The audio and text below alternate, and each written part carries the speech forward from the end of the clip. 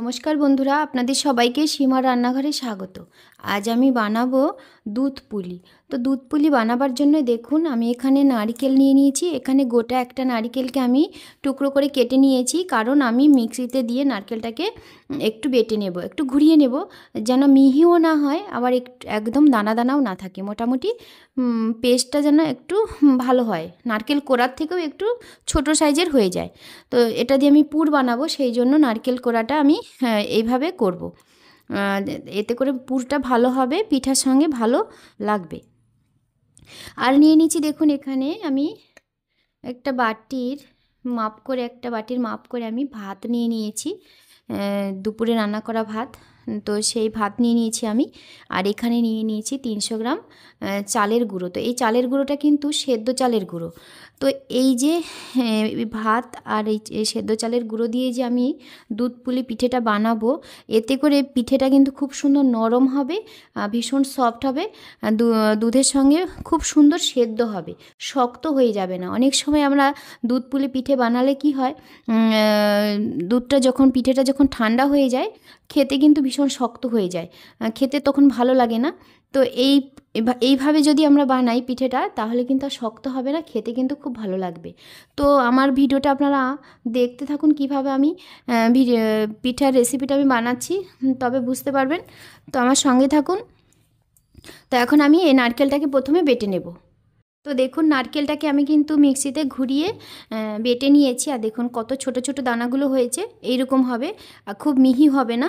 তো এইরকম করলে পুরটা কিন্তু খেতে খুব ভালো হয়। তো এখন আমি এটাকে একটা পাত্রে ঢেলে নেব। দেখুন আমি মিক্সির একটা বাটি নিয়েছি, এই বাটিতে এখন আমি কি করব, যে ভাতটা নিয়েছি, ভাতটাকে আমি ভালো করে মিহি করে বেটে একটা পেস্ট বানিয়ে নেব। ভাতটা বাটার সময় কিন্তু কোনো জল দেব না আমি। তো এইভাবেই ভাতটাকে আমি বেটে নেব। দেখুন ভাতটা বেটে নিয়েছি, আর কতটা সুন্দর একটা পেস্ট বানিয়েছি দেখুন, একদম দানা দানা নেই। এই দেখুন এইরকম মিহি করে বাটতে হবে ভাতটাকে। তো এখন চলুন বাকি কাজগুলো। একটা আমি কড়াই বসিয়ে দিয়েছি। এই কড়াইতে আমি এখন কি করব, যে দুধ পুলি পিঠেটা বানাবো, পিঠের যে চালের গুঁড়োর যে ডোটা বানাবো, তার জন্য আমি জল গরম দেব। তো দেখুন এখানে আমি 1 গ্লাস জল নিয়েছি। এখানে হাফ লিটারের থেকেও একটু কম আছে জল। তো যেহেতু 300 গ্রাম চালের গুঁড়ো, তার জন্য আমি হাফ লিটারের থেকেও একটু কম নিয়েছি জলটা। তো এই জলটা গরম করব, খুব ভালো করে ফুটিয়ে নেব জলটাকে। আর দিয়ে দেবো জলের মধ্যে আমি নুনটা স্বাদ মতো দিতে হবে। জলটাকে আমি ভালো করে ফুটিয়ে নিচ্ছি। জলটা কিন্তু খুব ফুটছে, প্রচণ্ড ফুটছে। তো এখন আমি এখান থেকে অল্প সামান্য একটু জল তুলে রাখবো, প্রয়োজনে পরে আমি দেব। এই দেখুন খুব অল্প সামান্য একটু জল তুলে নিয়েছি, এই জলটা আমি তুলে সাইডে রাখবো। আর এখন আমি দিয়ে দেব যে চালের গুঁড়োটা নিয়েছিলাম, সেই চালের গুঁড়োটাকে। আর গ্যাসের ফ্লেমটা এখন আমি একটু কমিয়ে দেব। তো চালের গুঁড়োটা আমি অল্প অল্প করে দিয়ে দিচ্ছি, দিয়ে এই যে এইভাবে নাড়িয়ে নিচ্ছি। আর এখন আমি দিয়ে দেবো যে জলটা রেখে দিয়েছিলাম উপর, অল্প খানিকটা জল তুলে, সেই জলটা আমি দিয়ে দিচ্ছি। তো চালের গুঁড়োটা দিয়ে গ্যাসের ফ্লেমটা আমি এখন একদমই কমিয়ে রাখবো। আর দেখুন কত সুন্দর একটা নরম নরম ভাব হয়েছে। এই অবস্থাতে আমি দিয়ে দেবো এই যে বেটে রেখেছিলাম ভাত, এই ভাতের ব্যাটারটাকে। তো এইটাকে দিয়ে আমি এইভাবে ভালো করে এর সঙ্গে মিশিয়ে নেব। যে এইভাবে করে নেড়ে চেড়ে ভালো করে আমি একটা ডো তৈরি করে নেব। তো ডোটা কিন্তু খুব ভালো করে এইভাবে উনুনের উপরে রেখেই এইভাবে তৈরি করতে হবে। তো এখন আমি এই ডোটাকে একটু ঢাকা চাপা দিয়ে দেব, গ্যাসের ফ্লেমটা বন্ধ করে দিয়ে। দেখুন কত সুন্দর একটা আঠালো ভাব হয়ে গেছে। তো এইটাকে আমি এইভাবে ঢাকা চাপা দিয়ে দেব। মিনিট পরে আমি ঢাকাটা তুলে নিচ্ছি। তুলে এখন আমি ডোটাকে একটা থালায় নিয়ে নিচ্ছি। এখন পিঠের ডোটাকে কিন্তু আমি একটা থালাতে নিয়ে নিয়েছি। এখন আমি ভালো করে ডোটাকে এইভাবে হাত দিয়ে মেখে নেব। খুব ভালো করে মাখতে হবে, যেন পিঠের আঠালো ভাবটা ভালোভাবে হয়। আর এই মাখাটা কিন্তু গরম অবস্থাতেই মাখতে হবে, খুব ভালো করে এইভাবে মথে নিতে হবে। দেখুন আমি কিন্তু পিঠের ডোটাকে বানিয়ে নিয়েছি, আর খুব সুন্দরভাবে করে নিয়েছি, ডোটা রেডি করে নিয়েছি। আর একটু ধৈর্য ধরে ভালো করে মাখতে হবে এই ডোটাকে, না হলে কিন্তু পিঠেটা ভালো হবে না। তাই দেখুন কত সুন্দর, আর কত সুন্দর সফট হয়েছে ডোটা। তো এরকম সফটই মাখতে হবে, বেশি শক্ত ভাব করে মাখলে কিন্তু পিঠেটা ভালো হবে না। তো এখন আমি এটাকে ঢাকা চাপা দিয়ে দেবো টাইট করে 5 মিনিটের জন্য। এদিকে ডোটা 5 মিনিট রেস্টে থাকতে থাকতে এদিকে আমি যে দুধ পুলির যে পুরটা হবে, পুরটাকে রেডি করে নিচ্ছি। তো তার জন্য দেখুন আমি যে নারকেলটা রেডি করে নিয়েছিলাম সেই নারকেলটাকে আমি দিয়ে দিচ্ছি কড়াইতে, আর দিয়ে দেব খেজুরের গুড়। খেজুর গুড়টা আমি দিয়ে দিচ্ছি। গুড়টা পুরের মধ্যে খুব একটা বেশি দেওয়ার প্রয়োজন নেই। এখানে আমি প্রায় 100 গ্রামের মতো করে খেজুর গুড়টা দিয়েছি একটা নারকেলের সঙ্গে। তো এইভাবে নেড়ে চেড়ে আমি পুরটাকে রেডি করে নেব। পুরটা কিন্তু রেডি হয়ে গেছে আর খুব সুন্দর একটা গন্ধ ছেড়েছে। যখনই গন্ধটা ছাড়বে তখনই বুঝবেন যে পুরটা রেডি হয়ে গেছে। আর দেখুন, খুব শক্ত করার দরকার নেই, এইরকম একটু নরম নরম থাকবে। এই অবস্থাতেই পুরটা নামাতে হবে।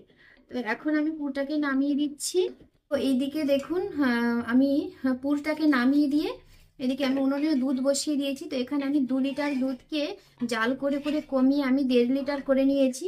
তো দুধটাকে কিন্তু খুব সুন্দর ঘন করে জাল করেছি। এই দেখুন সর কিন্তু পড়েছে, তো সরটাকে আমি এইভাবে নেড়ে ভেঙে নিয়েছি। তো দুধটা খুব ভালো করে জাল করে নিয়েছি। এখন দুধটা একটু রেডি হতে থাক। তো দেখুন এই যে দুধটা আমি নিয়েছি এখানে 3 চামচ পরিমাণ দুধ নিয়েছি। এই দুধটাকে আমি জলের মধ্যে, গরম জলে গুলে তারপরে আমি ওই দুধের সঙ্গে মিশিয়ে দেব। তাতে করে দুধের যে টেস্টটা এটা আর একটু বেড়ে যাবে সেই জন্য। তো দুধটা দেখুন ফুটে গেছে। এখন আমি দিয়ে দিচ্ছি 2টো এলাচ, থেতো করে নিয়েছিলাম এলাচ দুটোকে। এখন দুধটাকে আমি জলে গুলে নিয়েছি। এখন আমি দুধটাকে এর মধ্যে দিয়ে দিচ্ছি, দিয়ে একটু নেড়ে চেড়ে জাল করে নিচ্ছি। আর এর মধ্যে দিয়ে দেব আমি চিনি।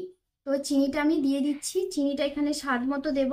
তো এখানে আমি চিনি দিয়েছি প্রায় 150 গ্রামের উপরে, 150 গ্রামের থেকে একটু বেশি চিনি দিয়েছি। তো চিনিটা দিয়ে আমি এইভাবে ভালো করে জাল করে নিচ্ছি দুধটার সঙ্গে।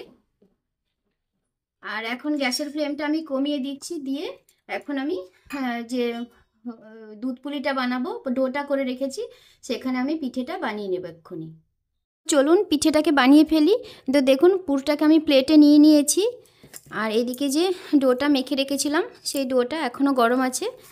তো ডোটাকে আমি আরও একটু মেখে নেব এইভাবে, মেখে ছোট ছোট লেচি করে নেব।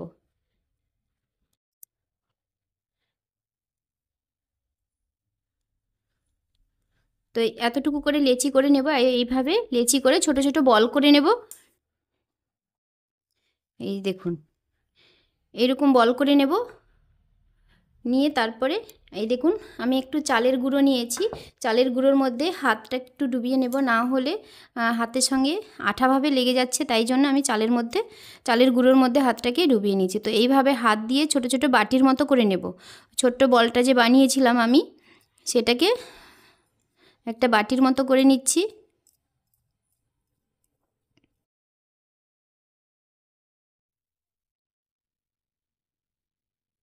তো দেখুন হয়ে গেছে ছোট্ট বাটির মতো। তো এর মধ্যে আমি দিয়ে দেব পুর। পুরটা দিয়ে এর মুখটাকে সুন্দর করে বন্ধ করে দেব। এইভাবে টিপে মুখটাকে বন্ধ করে দেব।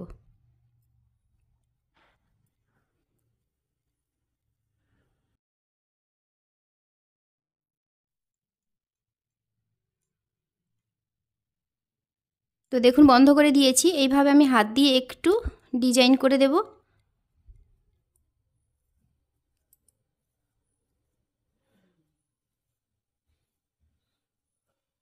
তো এইভাবে করে দেব আমি। এইভাবে একইভাবে আমি সমস্ত পিঠেগুলোকে বানিয়ে নেব।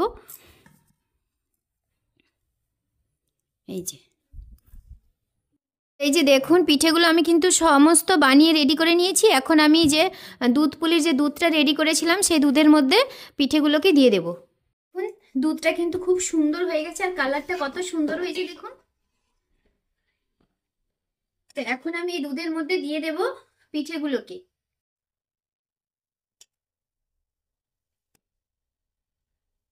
সমস্ত পিঠেগুলো আমি দিয়ে দিয়েছি দুধের মধ্যে। দিয়ে খুব আলতো হাতে এইভাবে নেড়ে দেব। খুব জোরে নাড়া যাবে না, তাহলে পিঠেগুলো ভেঙে যেতে পারে। সেই জন্য খুব আলতো হাতে এইভাবে নেড়ে ঢাকা চাপা দিয়ে দেব। আর গ্যাসের ফ্লেমটা মিডিয়ামে রাখবো। যে ঢাকা চাপা দিয়ে দিচ্ছি আর গ্যাসের ফ্লেমটা মিডিয়ামে রাখবো। আমি 10 মিনিট পরে ঢাকাটা তুলে দিচ্ছি, দেখুন। আর দেখুন কত সুন্দর কিন্তু পিঠেটা হয়ে গেছে। এই যে একটা পিঠেও কিন্তু গলে যায়নি, সবকটা পিঠে কিন্তু গোটা গোটা ভাবেই রয়েছে, একটা পিঠে ভেঙে যায়নি। আর কত সুন্দর নরম সেদ্ধ হয়েছে সেটাও একটু আপনাদের দেখিয়ে দিই। তো দেখুন, আর খুব সুন্দর সেদ্ধ হয়েছে পিঠেটা, এই যে দেখুন। তো এখন আমি পিঠেটাকে নামিয়ে দেব, নামিয়ে পরিবেশন করব, তবে একটু ঠান্ডা করে পরিবেশন করব। তো আমার এই পিঠের রেসিপিটা আপনাদের কেমন লাগলো সেটা কমেন্ট করে জানাবেন। যদি ভালো লাগে তাহলে একটা লাইক করবেন, শেয়ার করবেন। যারা আমার চ্যানেলটা নতুন দেখছেন তারা অবশ্যই একটা সাবস্ক্রাইব করবেন, পাশে বেল আইকনটি ক্লিক করবেন, যাতে করে প্রতিদিন যে আমি ভিডিওগুলো ছাড়ছি সেই ভিডিওগুলো সবার প্রথমে আপনাদের কাছে পৌঁছে যায়। তো সবাই ভালো থাকবেন, সুস্থ থাকবেন, সবাইকে টাটা। তারপর দেখা হচ্ছে নতুন আরও একটা ভিডিও নিয়ে আপনাদের সঙ্গে।